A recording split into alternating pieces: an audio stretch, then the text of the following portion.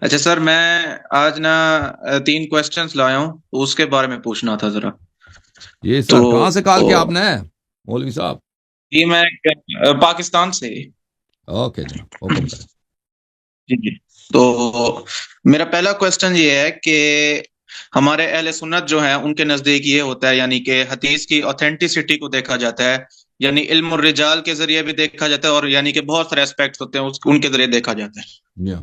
تو اب یہ سوال پیدا ہوتا ہے کہ جو شیعہ حضرات ہیں ان کے نزدیک حدیث کی اوتھینٹسٹی کیسے مطلب اس کو ہاں دیکھیں، یہ دیکھا علم جاتا ہے. رجال کے جتنے اصول ہیں نا، علم حدیث، علم جرح و تعدیل کے جتنے اصول ہیں، یہ کوئی شرعی دلیل اصول تو نہیں ہے نا. یہ نہ کوئی حدیث ہے نہ قرآن کی آیت ہے، یہ علماء نے خود بنا دی ہیں. یہ علماء کے اپنے اجتہادات ہیں، علماء نے خود بنائی ہیں. لذا اگر کوئی شخص ان سے اتفاق نہ کرے، کہہ دے کہ آپ کے اس قاعدے میں خلل ہے، یہ اس نے کوئی قرآن و سنت کی مخالفت نہیں کی. آپ سمجھ رہے ہیں نا میری بات کو، کہ صحیح حدیث یس. کیا ہوتی ہے، صحیح حدیث کی تعریف کیا ہے، اور صحیح حدیث کے روات میں کون سے خصال ہونے چاہیے. یہ سب کے سب یہ علماء کے اقوال ہیں. علماء نے، اور یہ علماء کے درمیان اختلافی بھی، ایسا نہیں کہ سب مسائل اجماعی ہیں، ان میں سے بہت سارے اختلافی بھی ہیں. تو ان کو پہ اگری کرنا یہ کسی لیے کہ ضروری نہیں ہے. یہ ایک طرف سے. دوسری جانب سے دیکھیں کہ ہمارے ہاں حدیث کے نقل اور آپ کے ہاں حدیث کے نقل کا طریقہ بہت مختلف ہے. ہمارے ہاں رسول صلی اللہ علیہ وسلم کے زمانے سے، امیر المؤمنین علیہ السلام کے زمانے سے احادیث کو لکھنا اور کتابی صورت میں اس کو منتقل کرنا اس زمانے سے شروع ہوا تھا. اوکے.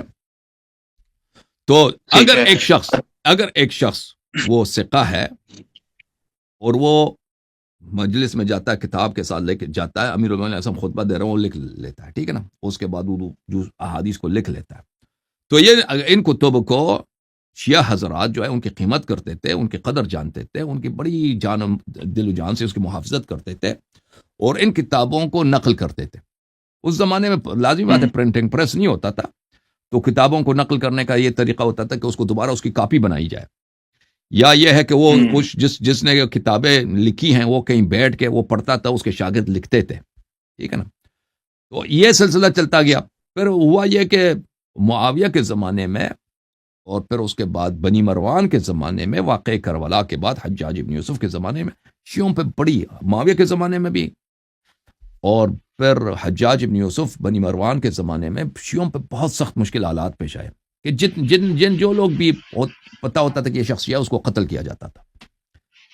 اور ان کو اگر کوئی شخص اس کے خلاف گمان بھی ہوتا تھا کہ یہ شیعہ ہے، اس کو قتل کیا جاتا تھا، اس کے زمین پہ قبضہ کیا جاتا تھا، اس کے گھر کو خراب کیا جاتا تھا. یعنی اس طرح ہوا یہ کہ شیعوں کو تقریباً قتل عام کیا گیا. اور یہ بہت ساری اس طرح کی کتابیں جو تھیں، جو ائمہ رسول صلی اللہ علیہ وسلم کے اصحاب نے لکھی تھیں، اور امام علی علیہ السلام، امام حسن، امام حسین علیہ السلام کے اصحاب نے لکھی تھیں، یہ تقریباً یہ ضائع ہو گئی. اس کی وجہ کیا ہے؟ اس کی وجہ وہ سخت سیاسی حالات کہ جن کے پاس کتابیں تھی بھی انہوں نے چھپا دی کہ بھئی ہم پکڑے جائیں گے تو قتل ہو جائیں گے. تو پھر جب دور آیا امام زین العابدین علیہ السلام کا، امام محمد باقر علیہ السلام کا، امام جعفر صادق علیہ السلام کا، اس زمانے میں انہوں نے پھر ایک دفعہ جب بنی امیہ کا حکومت کا تختہ کمزور ہو گیا، پھر تختہ ان کا الٹ گیا، اور ایک طویل عرصہ تھا، 2-3 دہائی کہ یہ عالم اسلام میں خانہ جنگی تھی، بنی امیہ اور بنی عباس کے درمیان اور زیدیہ کے درمیان. تو اس مدت میں امام محمد باقر علیہ السلام نے اور امام جعفر صادق علیہ السلام نے اس سے فائدہ اٹھایا، اور ہزاروں کی تعداد میں انہوں نے کتابیں لکھوا دی. شیعہ روات نے پھر کتابیں لکھ دی. یہ کتابیں ضائع نہیں ہوئی، پھر یہ کتابیں ضائع نہیں ہوئی. تو حضرت امام محمد باقر، امام جعفر صادق علیہ السلام، وہ بعض دفعہ رسول صلی اللہ علیہ وسلم سے نقل کرتے تھے، بعض دفعہ امیر المومنین علیہ السلام سے نقل کرتے تھے. اگر وہاں پہ کوئی ایسے لوگ ہوتے تھے جو مخالفین میں سے، شیعوں کے لیے ان کو نقل نہیں کرنا پڑتا تھا، کیونکہ شیعہ خود امام محمد باقر، امام جعفر صادق علیہ السلام کو معصوم اور حجت مانتے تھے. تو یہ کتابیں جب لکھی گئی ہزاروں کی تعداد میں، اور شیعہ حضرات ان کے مصنفین کو جانتے تھے، یہ ہمارے زمانے کا اتنا بڑا عالم ہے، یہ شخص مدینہ گیا تھا، وہاں پہ 10 سال رہ کے آیا، اور اس نے امام جعفر صادق علیہ السلام کی خدمت میں اس نے 20 کتابیں لکھی مختلف مسائل پر، سیرت رسول صلی اللہ علیہ وسلم پر، نماز کے مسائل پر، روزے کے مسائل پر، حج کے مسائل پر، اور اس طرح سینکڑوں ہزاروں اس طرح کی روات تھے کہ ہر ایک کے 10 کتابیں، کسی کا 5 کتابیں، کسی کی زیادہ، کسی کا کم تر. اور یہ حضرات جاتے تھے اپنے شہروں میں، اور ان کتابوں کی کاپیز ہوتی تھی، یا تو کاپی کیا جاتا تھا، یا یہ ہوتا تھا کہ ان کتابوں کو وہ پڑھتے تھے لوگوں کو، ان کے شاگرد لکھتے تھے، اور ان کے شاگرد جو لکھتے تھے وہ بھی کتاب بن جاتی تھی. تو اس طرح کتابوں کی بہت کثرت ہو گئی شیعوں میں. اور صحیح. پھر یہ کتابیں شیعہ ان کو جانتے تھے، ان کے مصنفین کیا معتبر مشہور، جیسے آپ لوگ بخاری مسلم کو جانتے ہو نا، کہ اب بخاری مسلم اس کے مصنفین کون ہے، یہ معتبر ہے، شیعہ بھی اسی طرح جانتے تھے. پھر جب کلینی کا زمانہ آیا، صدوق کا زمانہ آیا، توسی کا زمانہ آیا، تو ان لوگوں نے انہی کتابوں سے اپنے ان مجموعات حدیثہ کو لکھا ہے، اور بہت سارے جو ہمارے مصنفین ہیں انہوں نے لکھا ہے. تو اس لیے ہمارے احادیث نہایت ہی علمی طور پر امانت داری کے ساتھ اور نہایت ہی ایک مطمئن علمی طریقے سے جمع کی گئی ہیں. یہ بہت مختلف ہے جماعت مخالفین سے، کہ کسی صحابہ نے وہ کبھی لکھا ہی نہیں رسول صلی اللہ علیہ وسلم سے، انہوں نے کبھی نقل کی تو نقل کی، نقل نہیں کی تو نقل نہیں کی، پر تابعین نے ان سے سنا، تابعین نے ان سے سنا، پھر بعد میں 150 سال کے بعد لوگوں نے لکھنا شروع کر دیا نا. یہ بہت مختلف طریقہ ہے. جی سر. صحیح. اس لیے اچھا شیعہ احادیث جو ہیں سب صحیح ہیں، سب شیعہ احادیث صحیح ہیں، مگر وہ احادیث جو ہمارے مشہور معروف کتب میں نہیں ہیں. ٹھیک ہے نا. جی سر بولیں. ٹھیک ہے. تو سیکنڈ کوشچن میرا یہ ہے کہ مطلب آپ کے نزدیک یہ ہے کہ جو ہمارا یعنی کہ قرآن ہے وہ اس وقت نامکمل ہے. اس وقت جو ہے جو قرآن موجود ہے اس میں یعنی کہ کچھ آیات یعنی وہ غائب تو ہو سب چکی ہیں. صحابہ کا یہ قول ہے جی، سب صحابہ کا یہ قول ہے. جی جی. تو مجھے مطلب یہ بتائیے کہ کتنی آیات ہیں جو یعنی غائب ہوئے ہیں اس وقت. بخاری مسلم میں اگر دیکھیں ہمارا عقیدہ نہیں ہے. ابی ابن کعب، عمر ابن الخطاب، عبداللہ ابن عباس کا ان کا قول ہے کہ 90% غائب ہو گیا، 90% کے لگ بھگ غائب ہو گیا. یہ بخاری مسلم دونوں میں موجود ہے. یعنی ہمارے ہاں قرآن میں کے نہیں 30 معلوم، پارے سے اللہ زیادہ. جانتا، اللہ جانتا ہے. ٹھیک ہے نا. اچھا اچھا. تو اللہ جانتا. اچھا میرا جی جی. تو میرا تھرڈ کوشچن یہ ہے کہ یعنی کہ جو یعنی شیعہ حضرات ہیں تو ہم مطلب کیسے پہچانے کہ کون سا شیعہ یعنی کہ صحیح عقیدہ ہے مطلب شیعوں کے لحاظ سے.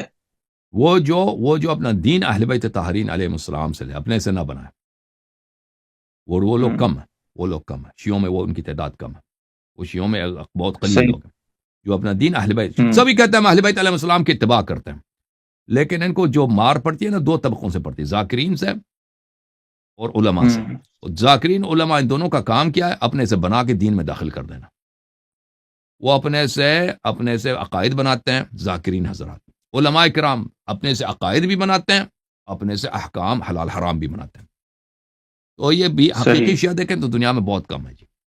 جی سر.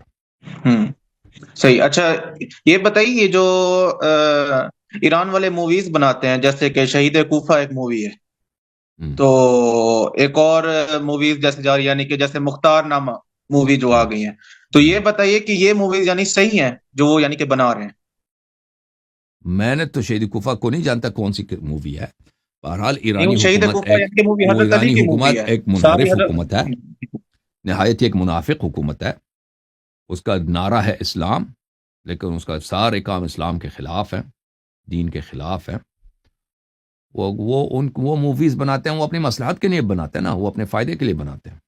ایرانی گورنمنٹ ایسے چیز میں پیسہ نہیں ڈالے گا جس میں اس کا کوئی سیاسی فائدہ نہ ہو. ٹھیک ہے نا. تو ان منافقین سے ان سے آپ توقع نہ کریں کہ یہ دین کی خدمت کریں گے. یہ دین کو ہر لمحہ اپنی مفادات، دنیائی مفادات کے لیے قربان کرنے کے لیے بہت خوشی سے تیار ہے. وہ اگر کوئی ایسی مووی بنائے مثلا مختار، جو مذہب اہل بیت علیہ السلام ہے، وہ کوئی اتنا کوئی اچھا، اس کا کوئی شیعہ ہی نہیں ہے بھائی، وہ آدمی شیعہ ہی نہیں ہے، اور اس کی بڑی مذمت ہے ہمارے احادیث میں. اس نے اچھے کام بھی کیا. اب اس کو ایک شیعہ ہیرو کی طرح اس کو پیش کیا جا رہا نا. اس کے پیچھے سیاسی مفادات ہیں. سیاسی مفادات یہ ہیں کہ اہل بیت علیہ السلام نے ہمیشہ اپنی شیعوں کو فرمایا کہ تم انقلاب نہ کرو، انقلاب کرنے سے سختی سے منع ہے. تو اہل بیت علیہ السلام کی تاریخ میں تو کوئی انقلابی تھا ہی نہیں جی، کوئی انقلابی نہیں تھا. امام علی علیہ السلام نے ابو بکر عمر کے خلاف انقلاب نہیں کیا. امام حسن علیہ السلام نے نہ صرف انقلاب نہیں کیا، ابو خلافت ہی اس کو دے دی، معاویہ کو دے دی. امام حسین علیہ السلام نے کوئی انقلاب نہیں کیا. امام حسین علیہ السلام نے بار بار مصالحہ حصول کرنے کی کوشش کی کہ مجھے جانے دو، مجھے زندہ رہنے دو، میں تم سے نہیں لڑتا بھائی، مجھے جانے. انہوں نے کہا کہ ہم آپ کو نہیں جانے دیتے. ٹھیک ہے نا. باقی ائمہ علیہ السلام نے کسی نے انقلاب نہیں کی. سب نے شیعوں سے فرمایا کہ اپنے گھر بیٹھو، حکومتوں سے پنگا نہ لو. ٹھیک ہے نا. تو ان کو یہاں پر کس کو ملا؟ انہوں نے مختار کو تو شیعہ بنانا ہے نا. انہوں نے مختار کو شیعہ، ایک ولی اللہ، ایک بہت ہی مومن شخص بنا دینا تاکہ ان کے انقلاب صحیح ہو جائے. ایرانی حکومت کی جو کیونکہ شیعہ مذہب میں ان کے انقلاب کو ایک کفر ہے، ایک فسق ہے. تو انہوں نے مختار کو ایک ولی تو بنانا. جی بالکل. جی سر. چلیں ٹھیک ہے، تھینک یو، میں بس یہ پوچھنا تھا. اوکے. بہت اللہ شکریہ. کو عزت دے. Thank you sir.